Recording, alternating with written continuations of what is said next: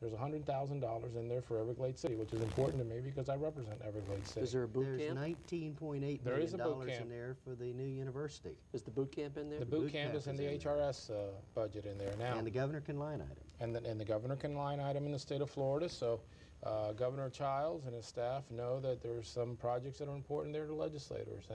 And this is not just a health care bill. There's a lot of things in that health care bill which are important to members.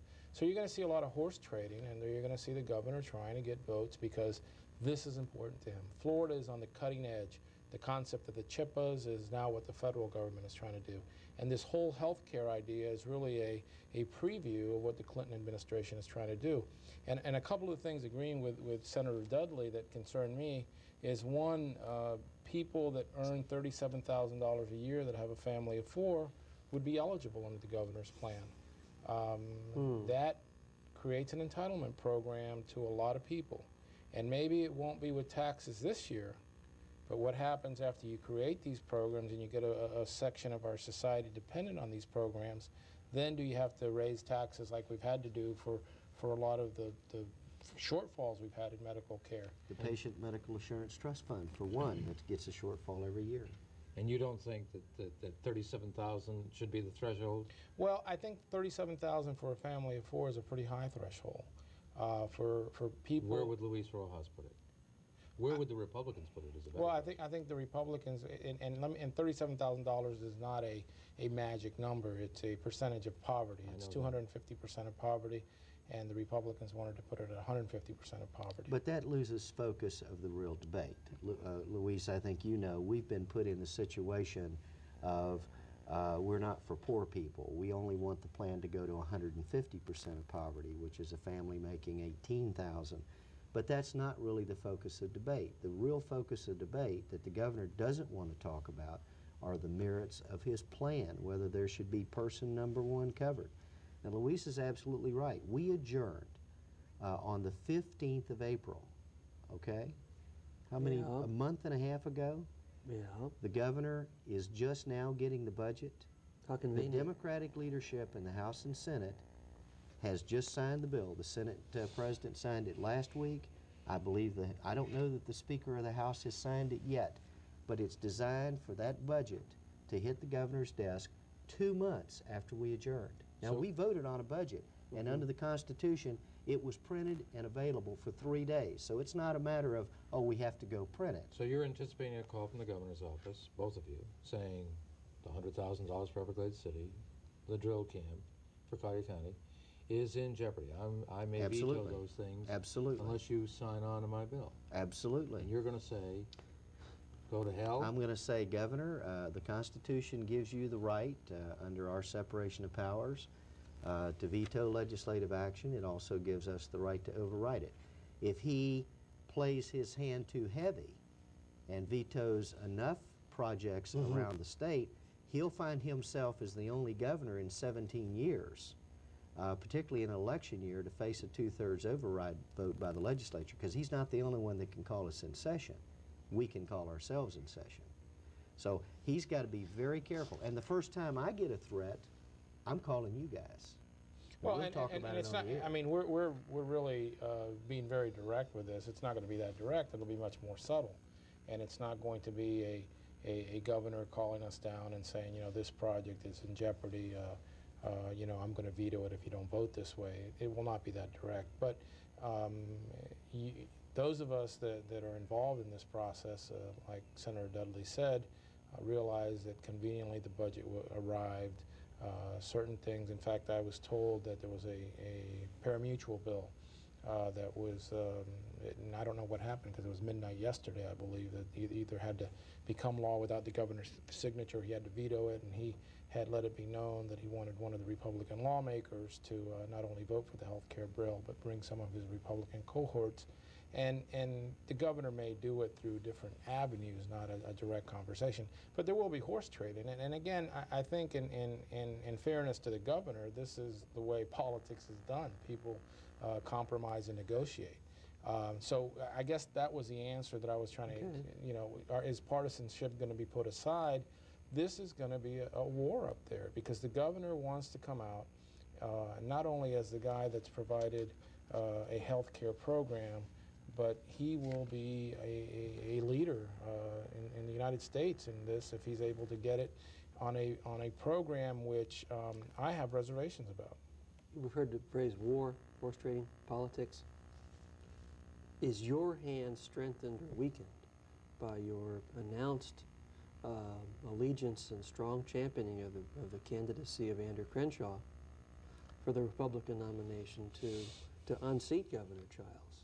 Does that make you a stronger player in the legislature, or does that crimp your style? No, not a bit. As a matter of fact, I'm not sure it's connected. What's going to be real important is that with 20 Republicans out of the 40-member Senate, it's going to be how we as a party analyze the merits of the governor's proposal and how we decide that we're going to point out to the people of Florida that there's a difference in philosophy between the parties. And if we choose to disagree with the governor and we have 20 votes against his plan, it won't go anywhere. That's guaranteed. Andrew Crenshaw has been championing the causes against the governor's tax plans for 3 of the 4 years that he's been in office. This was the only year that Lawton Childs did not ask for a major tax increase. He said no new taxes. We've said that for 3 years. We've held him to no new taxes for 3 years. So I think actually my relationship in this campaign with Andrew Crenshaw is a strengthening of the Republican Senate position, because we're a very strong group of a very close group of lawmakers. And I think we need to say that the Republicans are not against a health plan. I think that there are people in our society who need help, and there's a lot of people that are going and living and don't have the means to health care. And what we want to make sure is that we don't get ourselves in a position where we create a program that then is going to cost so much to fund. And the other problem that I see is it going to be something that's just going to open the floodgates to fraud.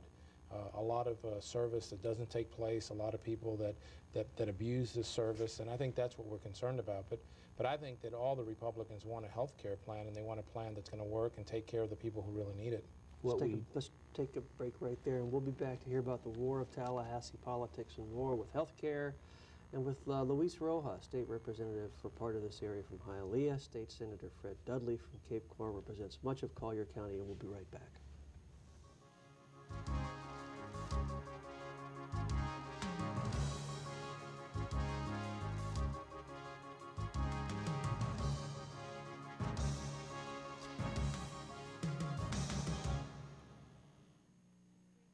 Looking for a lender who will provide outstanding service, a variety of programs, and competitive interest rates? Then look to CTX Mortgage Company.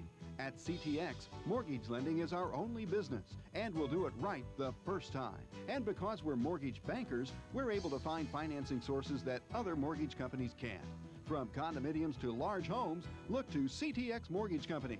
Call 598-3020. CTX Mortgage Company, a subsidiary of Centex Corporation, equal housing lender. Hi, Ready Red Steer here, inviting you to join me every Monday night on Colony Cablevision 10 for Angler's Outlook Fishing Report.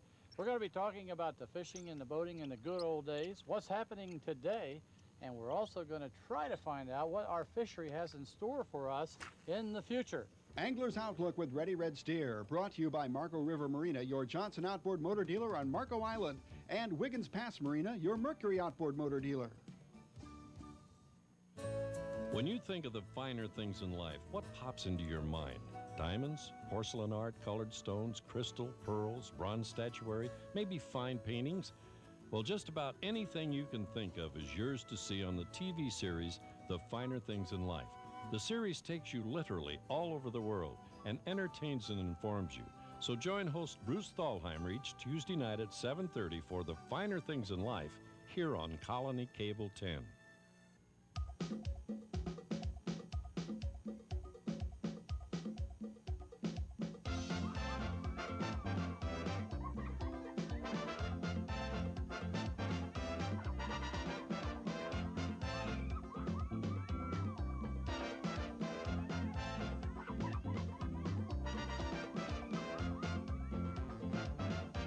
Try any of Florida's seafood favorites, but be careful.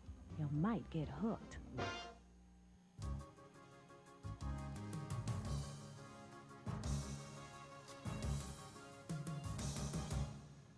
We're back with State Representative Luis Rojas of Hialeah, State Senator Fred Dudley of Cape Coral, both are part of the Collier County Legislative Delegation in Tallahassee. With much of the first segment, we talked about a combination of mixed bag, if you will, of healthcare, politics, and a little bit of this, a little bit of that. Let's go back to healthcare, and let's talk about the details. And if you had your druthers starting next week in Tallahassee, what will the healthcare plan look like? Well, let me start by saying that really there is health care for the poor in this country. A lot of people think there isn't, but if you have a problem, there are public hospitals.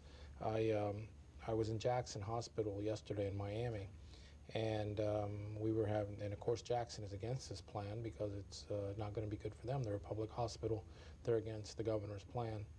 And the person at Jackson, Ira Clark, who runs the hospital, was saying that they just treated the president of Santo Domingo there, and this man has been president for 32 years, I believe, and he came to Jackson and got service, and he says, don't worry, he thanked them personally, I will pay you, and I got excellent service, and he said, well, we're glad. He says, but I want to thank you for the people of my country. And the administrator said, what do you mean? He says, well, in my country, when people get sick and the clinics can't take care of them, they put them on an airplane and with a little yellow paper that says Jackson ER, and they get in a taxi and just give that to the taxi driver, and then they come over to Jackson emergency room and get treated. And so there are places where poor people can go and get medical service in this country. What I think we're seeing is we're seeing a tremendous explosion of insurance premiums, and that's what people are concerned about. Am I going to be able to afford these insurance premiums? And we're seeing a bunch of people who have no insurance, and so they're putting all the stress on these public hospitals. And what we want to do is we want to cover those people so that there's more preventative medicine and all of those things. And here in Collier County, you know, there's no public hospitals. It's a private hospital, but they will treat everybody. Correct. And so as a consequence, when you go to the hospital here, if you can pay, you pay twice. You pay for yourself, and you pay for someone you don't know who's poor and can't afford it. And I think we all recognize some of the problems of the system and are all begging for repair. But my question is, what are the Republicans proposing opposite the Democrats' plan? Why is your plan better, and what would it offer? Well, Carl, first of all, let me go back to a point Rojas made. Representative Rojas was talking about the president. You can call it Rojas by his last name. Well, I usually do when we're off camera. Luis, excuse me. Lay off, Loveday. Leaders from all over the United States, or all over the world, come to the United States for health care treatment. Think about the ones who come here, because we still have the best health care system in the world, absolutely the best.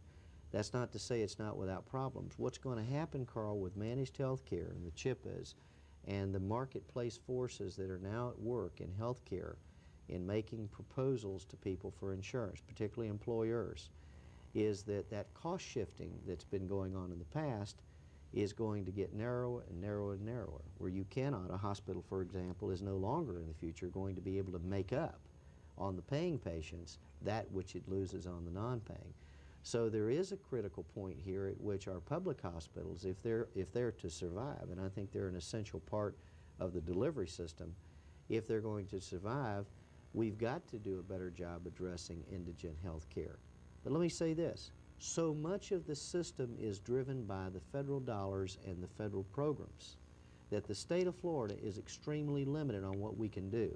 In 1985, we enacted a bed tax, a disproportionate share plan, where we tax gross revenues of hospitals and we redistribute that money to those hospitals who provide indigent health care, and we do it proportionate to the health care that they provide. That was a beginning step. A lot of reforms are needed in the delivery of health care, but these are national concerns that are nationwide. The last thing I want to do is build the best mousetrap in the country so that people come to Florida for health care. That will do nothing but drive up the cost. So we've got to be sensitive to this as a national issue, and we've got to address it, I believe, on a national front. People already And the come, Republicans have done that in Washington. people already come to Florida for the health care and other things as well.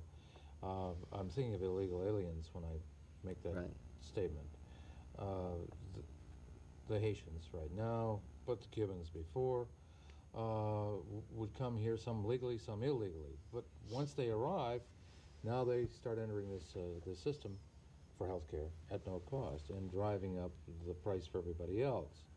How do you address that issue? Because when if you call a hospital right now or HRS and say, how many illegal aliens were treated last year by the healthcare system in Florida, you know what the answer is, don't you? I don't know. We don't count them. That's right. We count two things. Can you pay or can't you? If you pay, you're in one category, and if you can't, you're in another. Well, I think on a federal level, we really have to do something about our borders. In Miami, I don't think the day doesn't go by when somebody doesn't arrive either on a boat or on a raft, and those people add to our burden.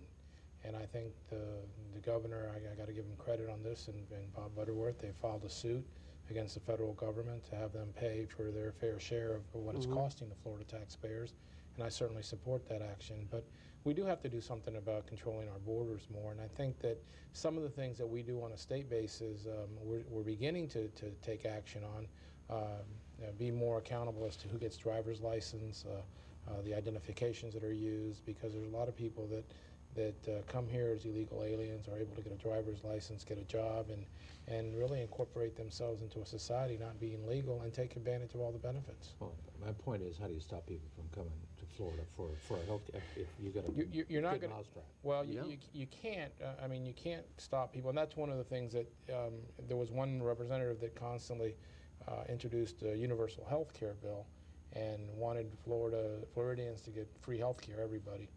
And that was my question. I go, you do that, and every sick person in the United States is going to move to Florida. We're talking about people who are already here, perhaps legally coming to Florida. Correct, and that is really the thing that I think Fred is talking about, is if we create a health care plan that is so good, maybe a person in Alabama who says, you know, I'm sick and I can't afford to live here, let me move to Florida, or let me take my sick son to Florida, and then that means that you, I, and all the people we represent have to pay for it. So that's one of my concerns. But specifically answering your question as to what I would want to do, I think that we certainly need to lower the threshold who's eligible.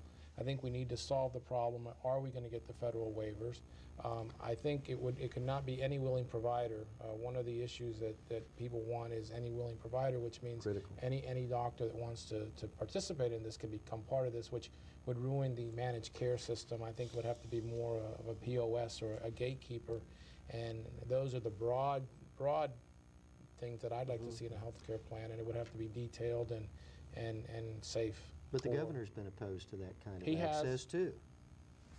So that's another issue where we're hung up within the plan itself. When you get beyond the basics of, do we need a plan, do we need a particular type of plan, and do we need this plan? So there's a lot of levels here. Help me bring some focus to this conversation. You're using the phrase public hospitals repeatedly. In Collier County, as you know, we have one major hospital and it's private. But this Not-for-profit. It's a not-for-profit hospital, and that's what I should have said instead of public. So the two phrases are interchangeable? No, they're really not. I think not-for-profit is more appropriate. You don't have stockholders that dividend checks are being written to, so monies that are made are kept within that institution. Okay, having said that, then the plan that you're going to be working on starting next week is going to be of interest and potential benefit to Naples Community Hospital. I would think it would be, right? Certainly. Okay, now, having said all that, in return for this break, favor, improvement in their lot in life, what are hospitals like Naples Community Hospital doing in return? I'm not sure I understand. I don't know that within the plan, within the governor's plan, that there's necessarily any incentive to the hospitals. No, and I think I think the hospitals I've talked to are against the plan, and there will be some people that will gain, and that will be people who are on the lower end of the scale. And if some of the things in the governor's plan go through, some of the doctors will do well, some of the managed care people will do poorly, and it's really a shifting of resources that will take place. and it will be people who are now not paying for medical care will receive that benefit, and people who are paying for it, some of them will have to pay more. I guess my question was the hospitals who are now really, this is really putting quite a burden on them. But they say, hey, in return for helping us out, we'll do this for you to sweeten the pot a little bit, or there's nothing like that on I the think table? there's a difference in hospitals depending on their market, quite frankly. Naples Community Hospital may have a different view, for example, than Lee Memorial in Lee County. Have you been talking to them? Yes, I've spoken to Lee Memorial and to Cape Coral Hospital. I think Lee Memorial's position is that any plan which gives them an opportunity to collect dollars from people that they collect nothing from now is an enhancement. That doesn't necessarily make a good public policy, with all due respect to them and to the very fine job that they do on indigent health care. And again, they're going to get caught in this squeeze. Managed health care is going to prevent them from recovering or shifting costs on the one hand to those who do pay, and yet they're still going to have this indigent, medically indigent problem. Let me say one thing about the newcomers. I too give the governor credit. Well, time out. Okay. Time out. I won't give him credit. We'll give him credit. Back in 2 minutes.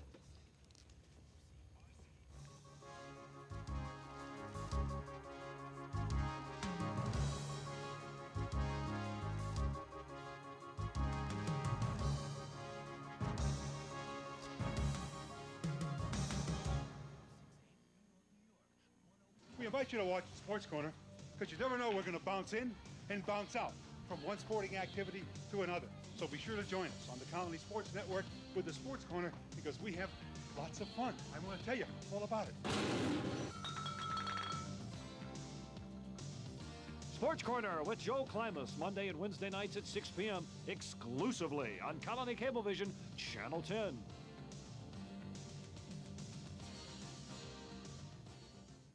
Here we are, Aunt Clara. This is the guest room. Where's the bed? Relax, Aunt Clara. It's right here. It's a Murphy bed. It's an old idea with a new twist at Murphy Bed Center of Naples. Murphy Beds save space and can transform a guest room into an office, study, or exercise room in just seconds. Visit our new showroom at 1720 Airport Road South across from Scotty's. Remember, Murphy Beds are all we do, so for the biggest and best selection in town, come to Murphy Bed Center of Naples. Picked out Allison's ring yet, Jim? Not yet, Dad. I'm confused. All these wild advertising claims like bargains and 50% off. Off of what? Well, that's why your mother and I always go back to people we trust. Oh, you mean? Paul J. Schmidt Jeweler. They're a quality company with a wonderful reputation. Finest jewelers in town, no doubt about it. Aren't they too expensive for me? No, their name carries a lot of prestige, but you don't pay extra for it. Jim, you can count on the folks at Paul J. Schmidt Jeweler. Hi, I'm Bill Beverly. And I'm Jane Trejo Beverly. And we're proud to be back on Colony Cablevision Channel 10 with Racket Talk. We've redesigned our show to bring you the most current information on tennis from some of the top leading experts on nutrition and fitness and so much more. So watch us every Monday night from 8:30 to 9 and Wednesday 9 to 9:30. Your tennis show for the 90s, Racket Talk.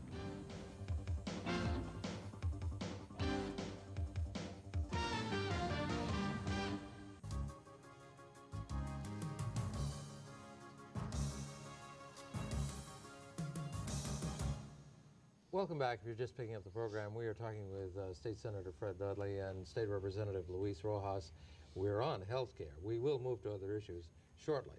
But you want to give the governor credit for what? I said I would also give the governor credit for filing the lawsuit against the federal government to begin to help Florida get its share of the costs from the federal government, because it is federal policy that allows these newcomers to come in illegally. Some critics tell me that that's all gubernatorial campaign year election stuff. Well, again, I'm giving the governor the benefit of the doubt here. Florida and Arizona has a tremendous problem. California, there's enough states now that have sued the federal government that I think we're very close to having a majority of the votes in the U.S. Congress on this issue. My only concern is that when he was chairman of the Budget Committee in the United States Senate and made major decisions about the budget of the United States, we couldn't get any help from Florida from Lawton Childs. So it's about time, and I give him credit, late as it is. So we got here, Florida suing Washington is sort of like the little guy, the subordinate suing the big guy who sort of mandates or has policies that allow the little guy to incur all these bills. So you're applauding that, right? I'm applauding an effort to get the federal government to pay their share of what their lack of policy is costing Florida. Great. Would you be as excited if counties decided they wanted to sue the legislature for mandates and things that you guys imposed on them? Exactly. As a matter of fact, I'm the sponsor. Lack of policy, some people would say. Exactly. And I'm the sponsor of the mandates amendment that the voters of this state approved overwhelmingly 3 years ago that prevents those kinds of mandates, because I think they're wrong. They're wrong whether they're from the federal government to the state or from the state to local governments. They're wrong. What about the growth management? Yeah. Well, I think, you know, when you're talking about mandates, you also have to give recognition to the fact that as a state, we have to have statewide policies.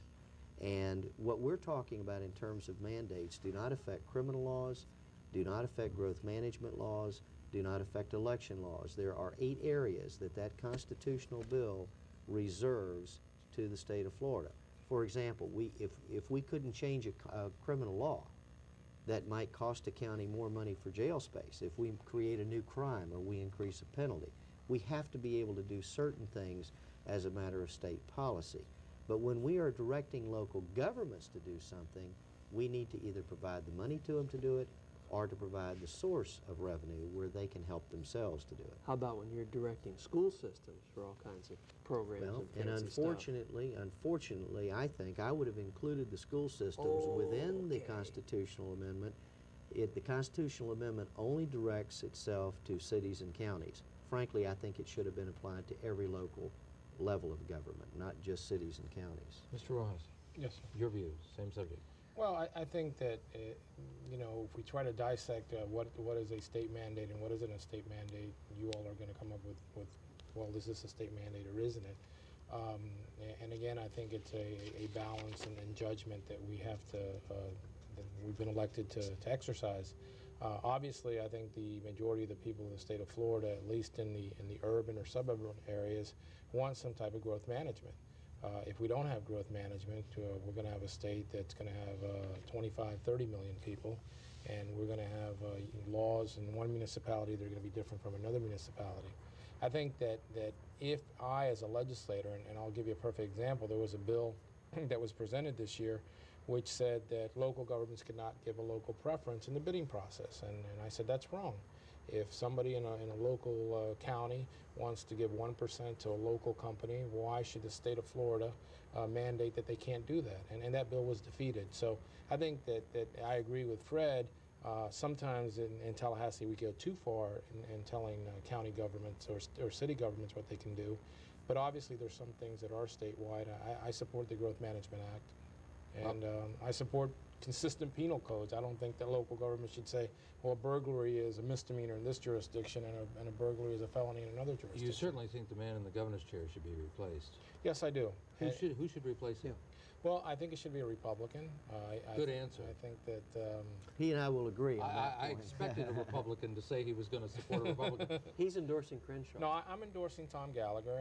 And first, let me say, number one, that Lawton Childs, although he's a very nice man, has had a history of being a man of gimmicks. He walked the state, which has nothing to do with anything having to do with public policy, but that got him elected. I remember the famous stool that he put up when he was there, and he's really just a guy of gimmicks. And I think some of the things he does is just election time gimmicks. I think that he's really lost touch with the state and what its needs, and I think we need a dynamic leader. I'm supporting Tom Gallagher because I think Tom Gallagher can beat Lawton Childs.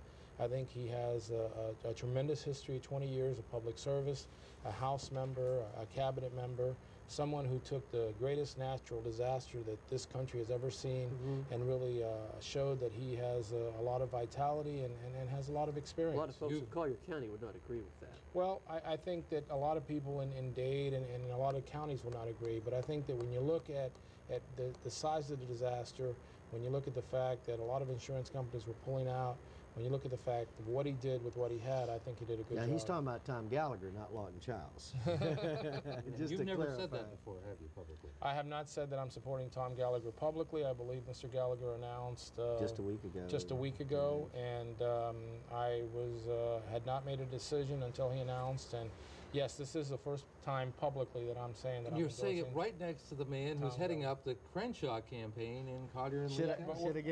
We both are supporting great candidates for governor, friends, and we're going to be holding hands and singing from the same hymnal when the primary is over. That's right, and we're going to help each other. If Crenshaw wins a primary, I'm going to be helping him, and if Tom Gallagher wins a primary, he's going to be helping me. That's because both of these guys are going to wind up on the same ticket. I hope so. Well, I don't know that Tom wants to be lieutenant governor. Who's going to make the runoff? Oh, it's hard to say at this point. I think right now it's very close. I think my prediction today would be that our two candidates, not just because I'm here with Luis, but I think that Gallagher is very popular, that he's polled very well, and I think Gallagher has shown a tremendous improvement in what was a relatively newcomer to a statewide race. I think the two of them are going to be in a runoff. That's the runoff. I think it's Gallagher and Bush in the runoff. I think that Jeb has tremendous name recognition. A lot of people that liked his father will vote for him. I think that Gallagher has already run statewide before, although Andrew Crenshaw has done a tremendous job as Senate President. He's really not known outside of his local home base. And Southwest Florida. And Southwest Florida, because the good senator is helping him. But we're talking about 90 days away, and I see a Bush-Gallagher runoff. Jim Smith doesn't figure into that? You heard it. Well, you know, I think the problem is, and we're not the first ones. I'm not the first one to say this. And Jim Smith is a personal friend. I think we get along well with him. He's a tremendous person. But I don't believe he's got the credentials within the party to win the Republican nomination. I really don't believe that. What role will the various stands on abortion play in this election? I think it's going to play a role. I think that... an important one or a minor one? Well, I think it will play a role. I don't know to what degree. I think that I think that the idea that Roe versus Wade is going to be overturned is really not that, it's not there anymore. I don't think the state legislators really have to deal with the issue of are we going to outlaw or not outlaw abortion. And so I think that the issue is not as important as it was, let's say, 4 or 5 years ago when the swing of the court really was something that people were talking about. But there are some people that feel very strongly on both sides of the issue. And men. I think there's a lot of men that are very strong pro-life. I think there's a lot of women that are very strong pro-choice and women that are very strong pro-life.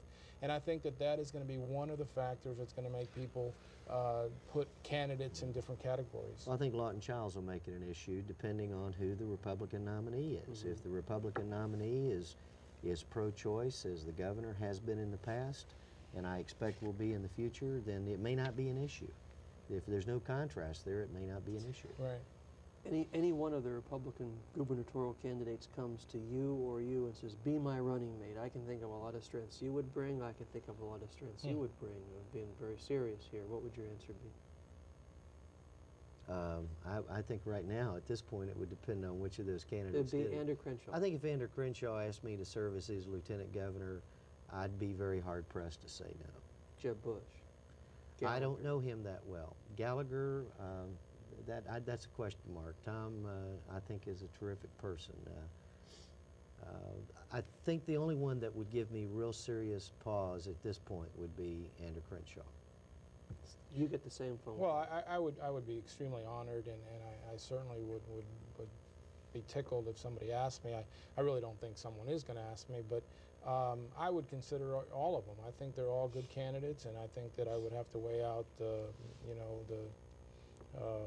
what I really could add to a ticket. And again, I really don't think that I'm at the stage where I would be anybody's running mate. But someday. Yeah, I think if anybody called most people and said, "Listen, you want to be my running mate?" It'd be an honor. You've given this some thought. What? This whole idea. Someday, Luis Rojas.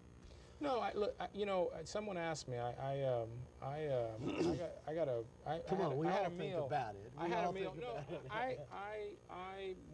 I have a couple of desires in life, and my number one desire is I want to make sure my kids grow up healthy, and healthy is physically and mentally, emotionally. And you know, there was a day when I never thought I would be a state representative, and the opportunity came, and I love being a state representative. And if the opportunity comes again to do something greater and bigger, and I think I'm capable, yeah, I would jump at the challenge. But the one thing that politics has taught me is that politics is a day-to-day life. And you know what? 2 years ago, President Bush, nobody thought he could lose, and a lot of the strong Democrats said, "I'm not even going to bother running because this guy can't be beaten." And a guy from Arkansas that nobody knew decided he wanted to run for president, and he won. Now, you know, politics is a daily life, and you never know what it's going to bring you. And you just have to do the best job you can where you're at, and doors open and close. Time out. The philosopher is Luis Rojas, state representative from Hialeah, and he's with State Senator Fred Dudley of Cape Coral. We'll be back to talk to Professor Dudley, too, after this.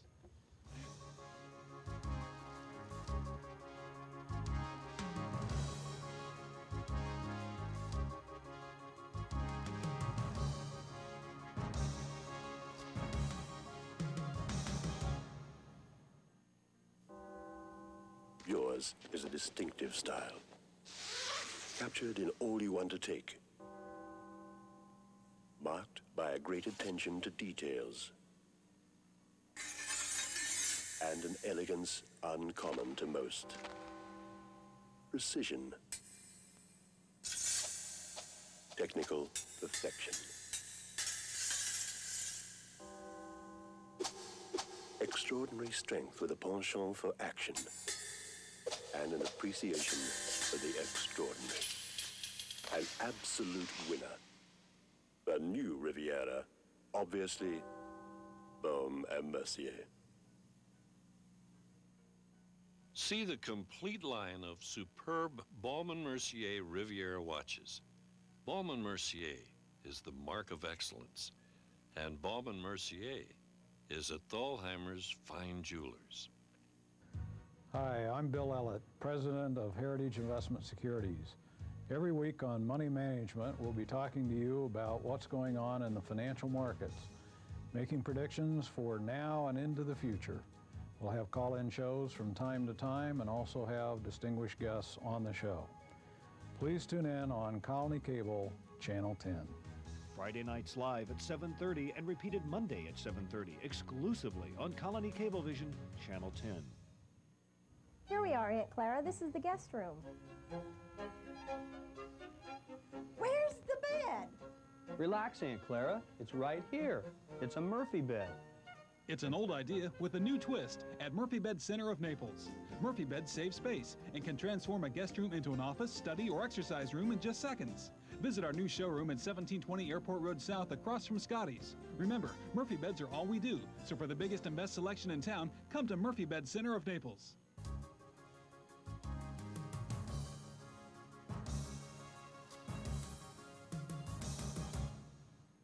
We're back. We have a lot of ground to cover with two members of Collier County's legislative delegation in Tallahassee, State Representative Luis Rojas of Hialeah, State Senator Fred Dudley of Cape Coral. Can we both get to brag on our children now? I mean, Luis was starting. No. Well, that was... We'll do this after the show. Well, right. Yeah, well... Then Jeff's going to want to get into it. We'll be here all night. Talk to me about another member of your delegation, the most senior member of your delegation, Mary Ellen Hawkins, State Representative from Naples. She is running for re-election again. She has a serious challenger for one of the few times in her long tenure. Tell our viewers, her constituents, what they lose if Mary Ellen is not re-elected and returned to Tallahassee again. Well, I think you've hit us with a tough question because we also represent the voters of Collier County. But I'll give you my personal answer. Please. Representative Hawkins has served on the Appropriations Committee as long as I've been in the legislature. I know that it's been her practice because I think we're all ready to leave town when the session's over. She's always had the practice of staying 10 days to 2 weeks as some of the final budget decisions are made. The letter of intents are written, for example. Did she do that this term? Now, that I don't know, but I know in the past she has done that because I know that I've called her after session in Tallahassee to say, Mary Ellen, what's the latest on this issue or that issue? I think she's done an outstanding job representing Collier County personally. But that's not for me to tell the voters how to make their choice. But your opinion is important to them. Well, I hope it is. If she's not returned, would they lose something that you gentlemen and your colleagues could not take up the slack for? Well, your power players. They would certainly lose the experience that she brings to that office. Well, we're a collegial body. I mean, we come and go on a yearly basis, every 2 years. I mean, this year we had 19 freshmen out of 40 members of the Senate. Did the Senate come to a grinding halt? Heck no. In fact, I think we had one of the best 2 years that we've had since I've been there in terms of true open debate on public policy. No one is indispensable. No one of us. None. What does Collier County lose, and could you pick up the slack? Well, I agree with what Fred said. Everybody's replaceable, and I think if the minute you think you're irreplaceable, it's time to get rid of you. But I think that Mary Ellen is someone that I go to often during sessions and after sessions because she does have a tremendous amount of experience, a wealth of knowledge. She knows this area like the back of her hand. She knows the people here. She knows the appropriations process. A lot of funding that Collier County gets, it gets because of Mary Ellen. And can someone take up that slack? Sure, but Mary Ellen is a good legislator. And let me say, too, if the voters of Collier County decide that they wish to replace her, we will be there. Certainly, I'll be there, good Lord willing. I'm halfway through a 4-year term to make sure that whomever represents Collier County is going to learn very quickly, that they're going to be part of the team, they're going to be part of the process that is our primary responsibility, and that is representing the districts that we come from. There are no votes for us in Tallahassee. They're all right here in South Florida. Absolutely. So we'll be there to make sure that whomever is elected will be part of the team, and whether it's Mary Ellen or someone else, we'll continue to have a strong delegation for Collier County. Do I hear you saying you'd rather see Mary Ellen return to office? Well, I don't vote in Collier County. I don't vote in that House district, and I don't think it's my place to make an endorsement. I will tell you that the 12 years that I've worked with her, she's been a wonderful person to work with. She's smart, she's articulate, she's bright, she's extremely helpful. I know you want to pin me down on this, Carl, but I can just say that let me put it this way, I don't think the voters of Collier County would make a mistake returning her to office. How about that? Would you rather see her return to office? Well, again, and I agree with everything. I don't think it's my place to tell people who should go and who shouldn't go, but I tried. Okay, well, I'm going to try again. Do you know Mike Volpe? Yes, I know Commissioner Have you seen Volpe. him in action? Yes, I think I can say that I have. Do you know Mike Volpe? I've met him and I know who he is. Have you seen his work? I've seen some of his work. I'm not that familiar, and I really can't make an informed opinion, but I'm very impressed by him. How would Mike Volpe's act play in Tallahassee? Well, he is, I think he could do very well. He would thrive. He would thrive. I'm not sure anybody thrives in that process. Some days it's just survival, Jeff. I think he's demonstrated that he's a competent elected official, that he's not out with some radical ideas that are going to cause harm to the community or to the constituency here. Mike Volpe could do very well in Tallahassee. I could name you dozens of people in this community. But he's on the ballot. Who can do well, no one's on the ballot until mid-July. All right? No one's on the ballot. Well, he says he's going to be there. And others might be as well. No I'm telling you, and I'm not making a prediction, but I'm telling you as a matter of fact, there are dozens of people in this community that could do a good job representing this community in Tallahassee. Okay. One of them sitting right here who I've worked with for years. Now, he's going to be principal someday. No, I'm trying not. I'm trying to get rid of principals. Is that why you got a haircut? That's right. Can you tell? Mr. Rojas, on the Mike Volpe question, you have not seen, as he calls it, the Mike Volpe Act. You haven't seen Mr. Volpe work. So you're not qualified, perhaps, to answer that question? Right. Okay, well. But let me say this. I think that whoever gets elected, and Fred is right, when I got elected, I had very little political experience. I was someone who had been involved in my community. I'd been a school teacher. I had a law practice, and you can learn the process very quickly. I'd like to move on to something else called Pelican Bay. Was that your way of saying there's going to be more Republican candidates come out for the State House, and I promise I'm over? We're going to see one or two more? I have no idea. Oh, okay. I can just tell you the door is open. He thought perhaps you were announced. Go. Sorry. Pelican Bay. Pelican Bay, some people over there think it should be a city.